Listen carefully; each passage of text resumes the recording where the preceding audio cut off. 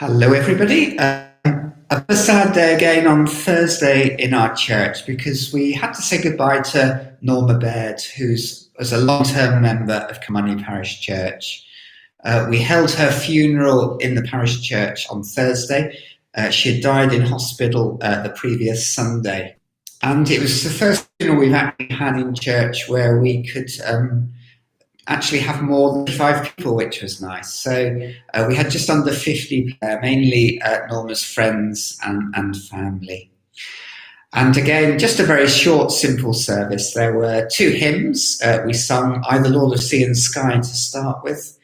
And then we sung the Old Rugged Cross to finish.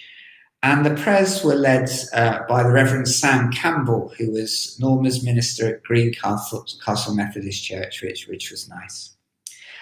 But just to tell you a little bit about Norma, she's somebody who was born in the same house that she lived in all her life. She went back there having been born in hospital. And she's somebody who was baptised in Carnmoney, was married in Carnmoney, was confirmed in Carnmoney, and even renewed her wedding vows after 50 years in Carnmoney. So it was really fitting that she was actually had a funeral service there as well. Norma went to Glengormley Primary School, but she left school at 14 and actually went to work for the Belfast Telegraph. She had a job as a clerk there. And after about 4 years then, she went on to work for Gallagher's in North Road. But her life was to change really when she met her husband, Billy. He was about 8 years older than her. And they met at a dance. And they were married in Carnmoney-Parish-Church. And Billy then moved into the house 412 Whitewell Road with Norma and her parents. And in the years that followed, the children were born. Gary and George and Roger all came along. And Norma continued to work, first at Gallagher's, and then she and Billy set up their own greengrocer business. They had a shop on Doak Road, and they also sold greengroceries from the home in Whitewell Road. And Norma really was a larger-than-life character. She was always very positive about life. She loved people. She really was a people person. Her family, though, again, were probably, well, definitely actually the most important thing in her life.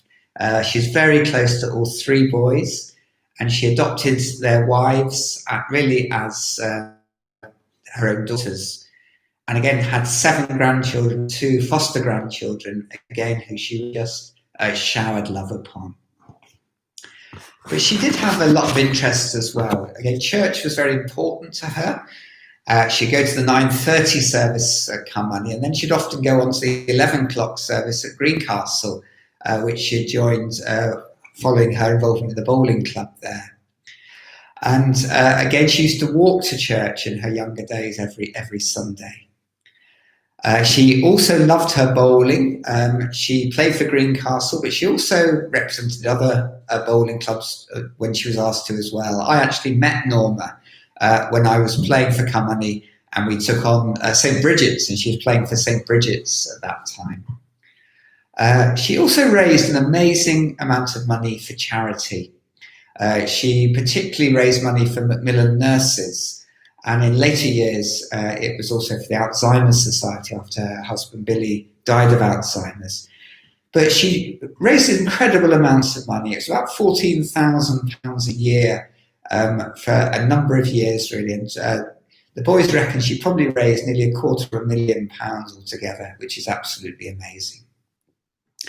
She loved her knitting, and she also loved baking, and she'd often just sell much of the stuff that she produced just to raise that money for charity. But maybe it was people that were most important to her. She always just loved being with people, extroverts, and you always felt better when you'd been in her presence.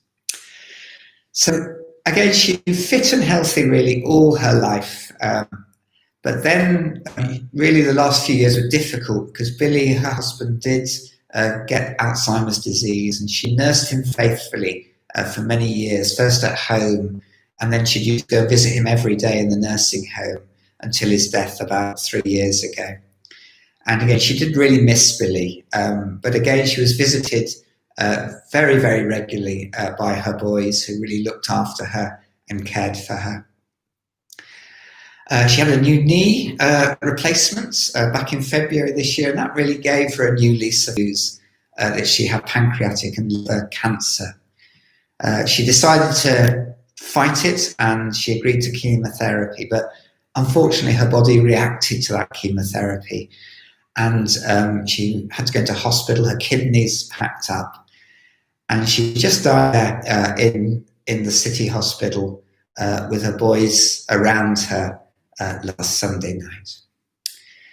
So again, we'll all miss Norma. She was a very positive presence in our church, and our prayers really go out to Gary, to George, and to Roger in these days ahead as we remember Norma.